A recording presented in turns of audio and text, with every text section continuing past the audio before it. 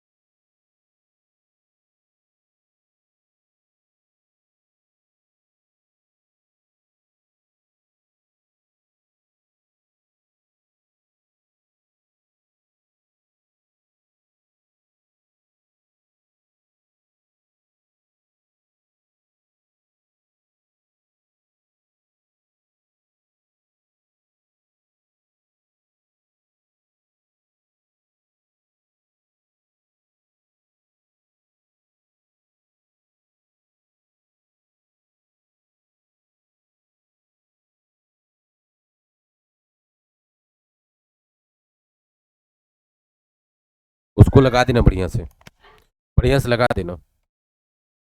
चले बच्चों, तो अब आप ये बताएं, थोड़ा सा सेल खत्म हो गया था। अब आप ये बताएं कि हमने आपको क्या समझाया कि भाई देखो, अगर कभी आपके साथ क्या आ जाए, टू मच आ जाए, तो टू मच के साथ नाउन आएगा, मस्ट टू के साथ एडजेक्टिव आएगा, और टू मेनी के साथ प्लूरल काउंटेबल नाउन आएगा। इस बात का आप सभी को ध्यान में रखना पड़ेगा। अगली बात कि अगर किसी वर्ड की ending O U S, F U L, L E W S,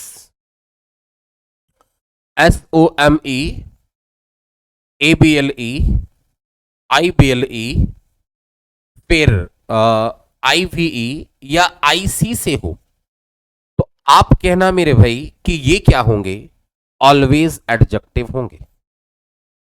ये क्या होंगे, ऑलवेज एडजेक्टिव होंगे। आपको इस बात का ख्याल रखना है कि ये ऑलवेज क्या होंगे, अपने एडजेक्टिव होंगे, जो कि आपको इस बात का ख्याल रखना है। अब आप क्या करेंगे, सुनो। अब आप ये कहेंगे, सुनो मेरी बात को समझो। आप इतना कहना कि देखो, ये जो स्पेसियस है वो एक क्या है, एडजेक्टिव है। अगर ये एडजेक्टिव है तो इससे पहले मुझे टू मच नहीं, क्योंकि टू मच के साथ तो नाउन आना चाहिए, हमें मच टू कहना चाहिए। देन स्पेस की अगर बात करें तो स्पेस एक क्या हुआ, नाउन हुआ, तो नाउन के साथ टू मच हमें लगाना चाहिए, मच टू नहीं, क्या टू मच लगाना चाहिए। अगर हम मनी की इसमें आपसे बात करना चाहें तो आप कहना कि भाई मनी एक क्या है, नाउन है। अगर ये नाउन है तो टू मच कहना बिल्कुल ठीक है। और यहां पर सैड क्या हुआ, एक एडजेक्टिव हुआ। अगर ये एडजेक्टिव है तो यहां पर मच टू कहना भी ठीक है। मतलब ये हुआ कि 22 का सवाल अपना बिल्कुल सही है, इसमें कोई भी गलती नहीं है। The boys became too much excited. Excited verb की थर्ड फॉर्म भी एक एडजेक्टिव का काम करती है, जिसे पास्ट पार्टिसिपल एडजेक्टिव कहा जाता है। अगर यहां पर एक ये एडजेक्टिव है तो टू मच नहीं, यहां पर हमें कहना चाहिए क्या, मच टू कहना चाहिए। देन बात की जाए तो देयर वॉज मच जाम, तो JAM एक जाम एक नाउन हुआ, और नाउन हुआ तो टू मच नहीं, सॉरी मच टू नहीं, हमें क्या कहना चाहिए, टू मच कहना चाहिए। देन आगे अगर हम आपसे बात करें तो हॉट एक क्या है, एडजेक्टिव है, और एडजेक्टिव अगर है तो मच टू कहना सही है। I spend too much rupees, rupees plural countable noun है। अगर ये प्लूरल काउंटेबल नाउन है, इसी वजह से यहां पर मच नहीं क्या होना चाहिए, मैनी होना चाहिए। तो I spend too many rupees and lost much too wealth, गलत होगा, टू मच वेल्थ कहना चाहिए, क्योंकि वेल्थ एक क्या हुआ, एक नाउन। बस आपको इस टाइप नंबर 4 में बस आपको इतनी ही बात याद रखने की आवश्यकता है। टाइप नंबर 4 में बस आपको इतनी ही बात याद रखने की आवश्यकता है, जो आप सभी को याद रखना पड़ेगा। उम्मीद करता हूं कि आपको यह बात समझ में आ गई होगी।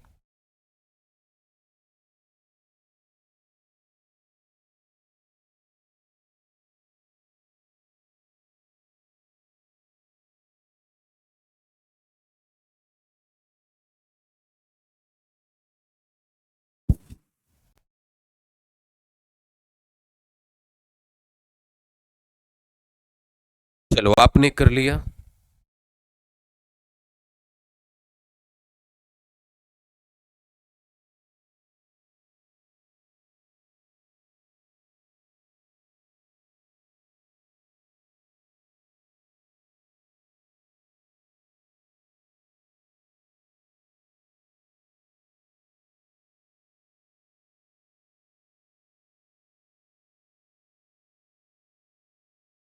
अगर आपने इस बात को कर लिया मेरे भाई, तो आगे आ जाओ टाइप नंबर 5 पर।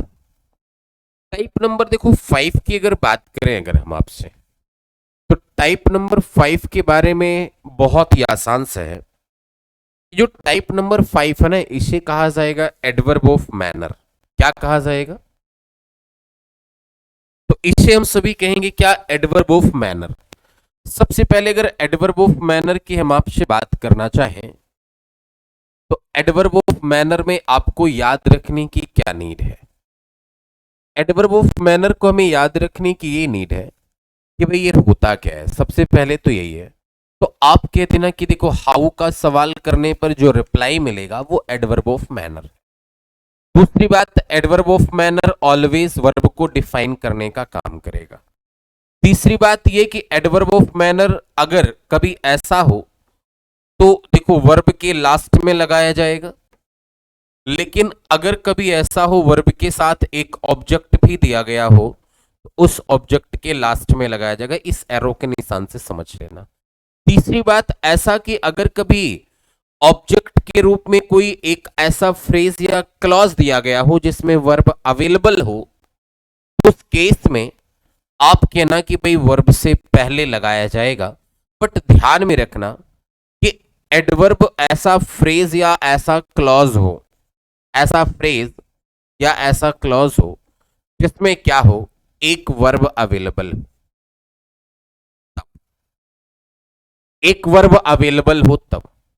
बाकी एडवर्ब ऑफ मैनर क्या होते हैं हमने आपको ये चीज बता दिया था कि वेल, हार्ड एंड फास्ट और एल वाई वाले अपने क्या होते हैं, एडवर्ब ऑफ मैनर होते हैं।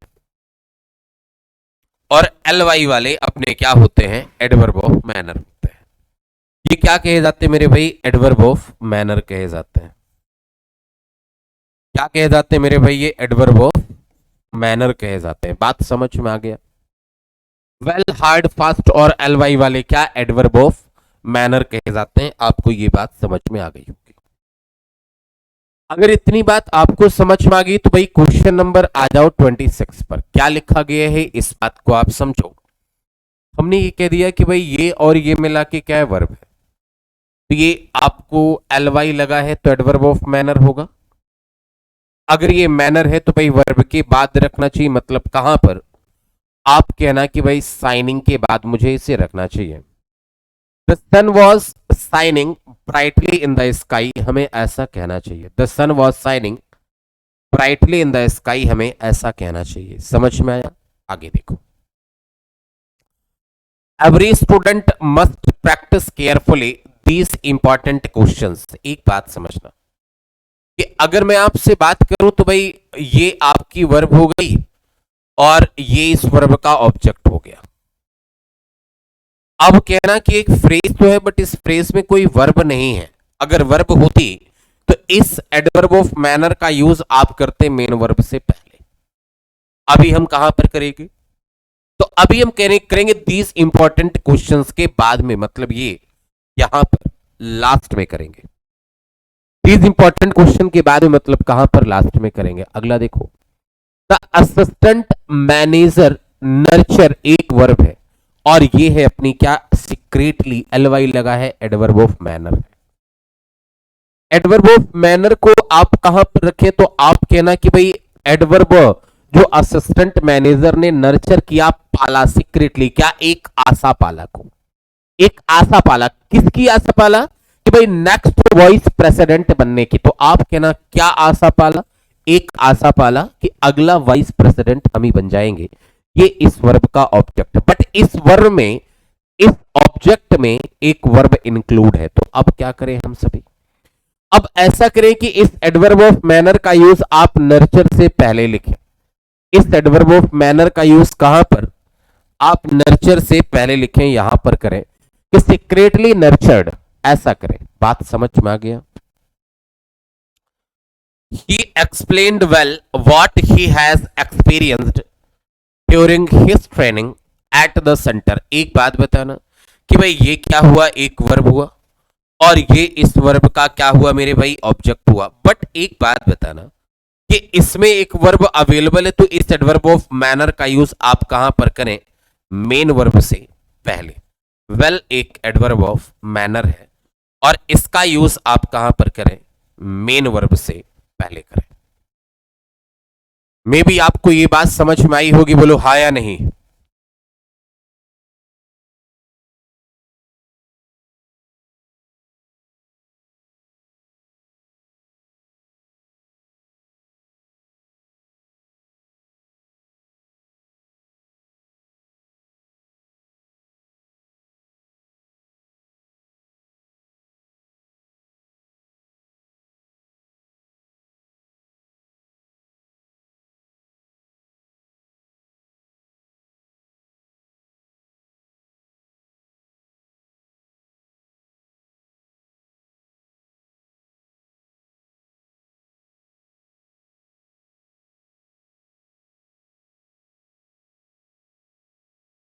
चलो कर लिया आपने।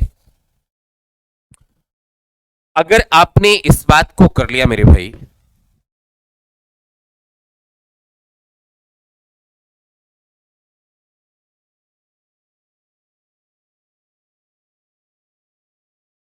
अगर आपने इस बात को कर लिया मेरे भाई, तो आगे आ जाओ, देखते हैं फिर।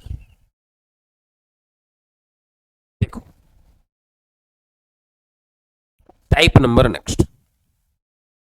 भाई ये टाइप नंबर 6 क्या है? तो टाइप नंबर 6 की अगर मैं आपसे बात करूं, तो भाई इसमें यह है कि अगर आपके साथ एडवर्ब ऑफ मैनर, प्लेस और time, adverb of manner, adverb of place, adverb of place and adverb of time, adverb of manner, adverb of place and adverb of time, अगर ये तीनों एक साथ आ जाए, और एडवर्ब ऑफ टाइम, अगर ये तीनों एक साथ आ जाए, तो भाई इनका क्रम क्या होना चाहिए? अगर मैं आपसे बात करूं, तो आप कह देना कि भाई इनका ऑर्डर होना चाहिए कौन सा? एमपीटी का। बट अगर कभी ऐसा हो कि कोई एक वर्ब ऑफ मूवमेंट आ जाए, वर्ब ऑफ मूवमेंट कहने का मतलब क्या? तो आप कहना कि वर्ब ऑफ मूवमेंट कहने का मतलब यह हुआ कि ऐसी वर्ब जो कि चलायमान हो। जैसे अगर हम आपको बात करें, गो, कम, विजिट, रीच, ऐसी वर्ब जो जिनमें चलने की बात की जाए, उस केस में पहले प्लेस को रखना और बाद में मैनर और टाइम रखना। एक बात और भी याद रखना कि अगर मैनर और टाइम कभी, सॉरी, टाइम और प्लेस कभी एक से अधिक आ जाए, तो आप उन्हें किस क्रम में रखना? असेंडिंग क्रम में रखना। असेंडिंग क्रम कहने का मतलब, असेंडिंग ऑर्डर कहने का मतलब क्या होगा? कि छोटे से बड़े के क्रम में रखना, छोटे से बड़े के क्रम में रखना। इस बात को आप जल्दी से मेरे भाई नोट करें, फिर मैं आपको बताता हूं आगे। जल्दी से आप सभी इस बात को नोट कर डालें फास्ट।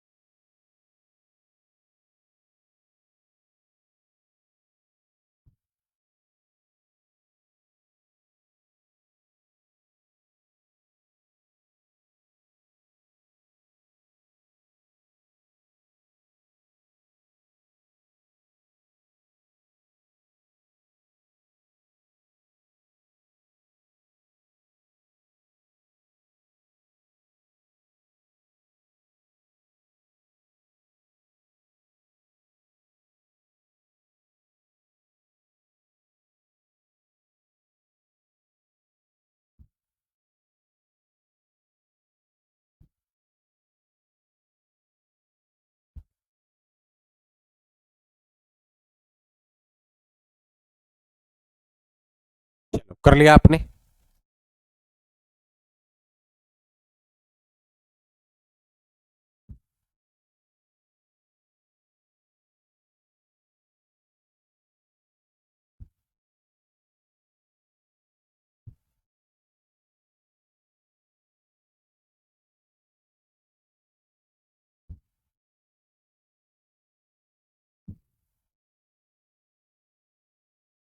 तो अब एक बात बताएं आप, कि भाई इस बात को आप सभी ने लिख लिया होगा। अगर इस बात को आप सभी ने नोट कर लिया मेरे भाई, तो अब आ जाओ अपने सवाल पर। करना क्या है भाई, एमपीटी एक साथ आ जाए तो मैनर, प्लेस और टाइम, लेकिन कभी वर्ब ऑफ मूवमेंट आ जाए तो पहले प्लेस को लिखो, फिर मैनर और टाइम को लिखो, और इसे असेंडिंग ऑर्डर में आप सजा लो। क्वेश्चंस को देखो, जैसे हमने क्या लिखा, most of the players performed, ठीक है। अब कहना कि भाई ये क्या हुआ, एक मैनर हुआ, फिर ये क्या हुआ, प्लेस हुआ, और ये क्या हुआ, टाइम।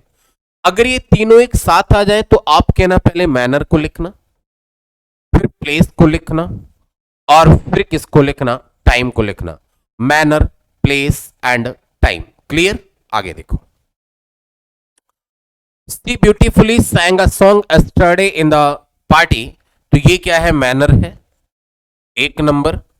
प्लेस कहां पर है भाई, इन द पार्टी प्लेस है, दो नंबर, और टाइम ये है। बट एक बात बताना कि हमें इसे कुछ इस तरीके से लिखना होगा, she sang a song, she sang a song beautifully yesterday in the party। क्या, yesterday in the party, नहीं, in the party yesterday, sorry sorry sorry, in the party yesterday। हमें इसे कुछ इस तरीके से लिखना होगा, इन द पार्टी yesterday, हमें कुछ इस तरीके से लिखना होगा, ठीक है ना। आगे देखो, राज टोल्ड स्लोली, मैनर है ये, फिर एट द कॉन्फ्रेंस ये प्लेस हुआ, और ये टाइम हुआ। तो हमें कैसे लिखना होगा भाई, पहले मैनर को, फिर प्लेस को, फिर टाइम को, हाँ या नहीं। तो हमें कुछ इसे ऐसा लिखना चाहिए कि Raj told the truth slowly at the conference last week, at the conference last week. बोलो हाँ या नहीं। हमें इसे कुछ ऐसा लिखना चाहिए। बात सभी को समझ में आ गया?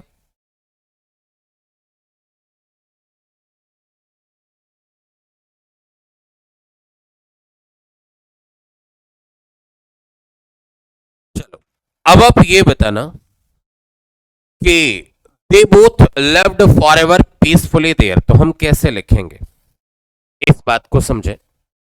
तो आप सभी एक बात कहना मेरे भाई कि ये क्या है, पीसफुली मैनर है, पहला नंबर। देयर क्या है आपका, प्लेस है, दूसरा नंबर। फॉरएवर हमेशा के लिए क्या है, टाइम है, तीसरा नंबर। बात समझ में आ गया? अगला देखिए, क्वेश्चन नंबर 34 का करो।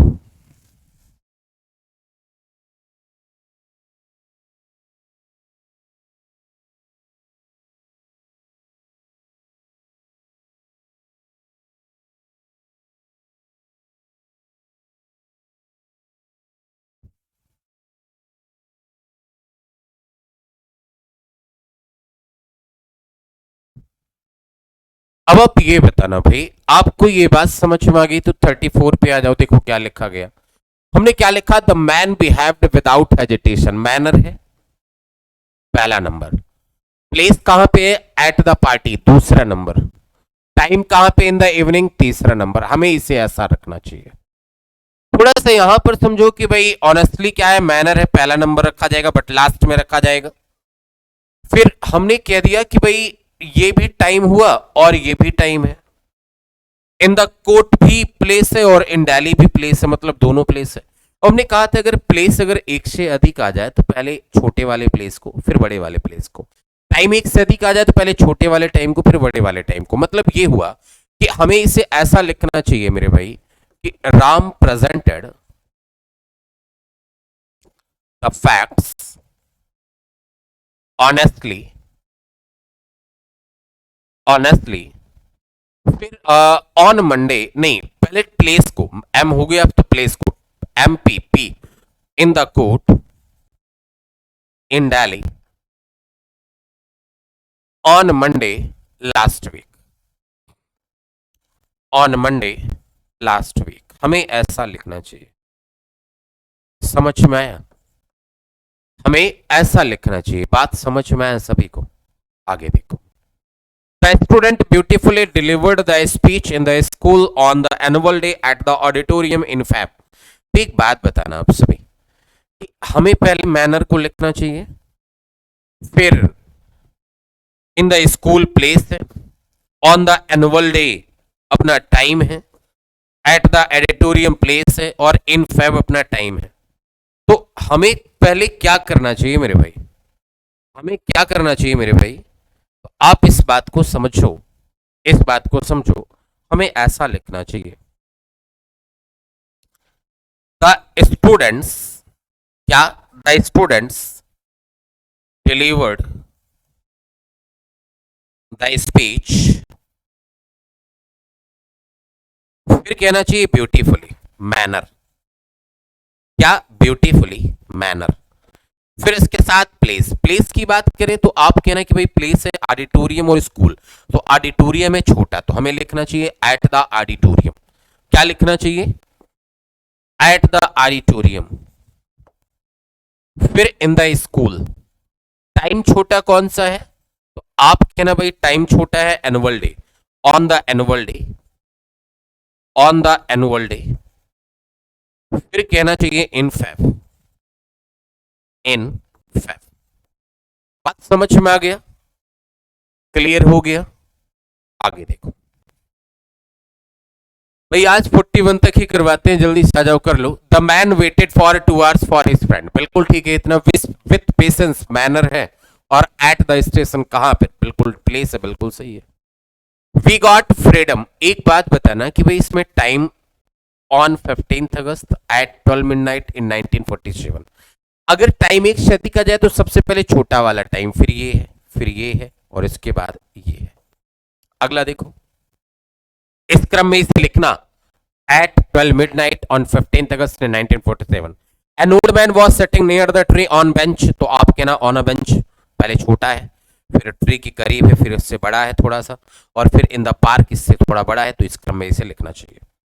वेंट मतलब वेंट आ गया, रेज्ड आ गया, मतलब हमने क्या कहा मेरे भाई कि अगर कभी भी क्या आ जाए, कोई वर्ब ऑफ मूवमेंट आ जाए तो पहले प्लेस को पहले रखो, तो प्लेस अपना टू द ऑफिस, पहला नंबर ये, फिर मैनर को, और फिर किसको, टाइम को, ऐसा रखना। तीसरे नंबर पर इसे रखना, तीसरे नंबर पर इसे रखना, ठीक है ना। अब कहना कि भाई इसमें कैसे रखा जाएगा, तो रेज्ड पहला नंबर पर प्लेस, दूसरा नंबर पर मैनर, और तीसरा नंबर पर टाइम, लेकिन छोटा टाइम ये है, फिर इससे बड़ा टाइम ये है, इस तरीके से रखा जाएगा, इस तरीके से रखा जाएगा। उम्मीद करता हूं कि भाई आज की क्लास आप सभी को, ठीक है, आप सभी को आज की क्लास समझ में आई होगी, किसी भी तरह की कोई दिक्कत या परेशानी आप सभी को नहीं होगी, बढ़िया होगा, बेहतर होगा, अच्छा होगा, और हमें नहीं लगता कि कोई दिक्कत या परेशानी आप सभी को होगी। तो आज के लिए क्लास हम यहीं तक रखते हैं, और कल हम लोग अगेन स्टार्ट करते हैं नेक्स्ट डे। ओके, तब तक के लिए आप सभी को बाय बाय।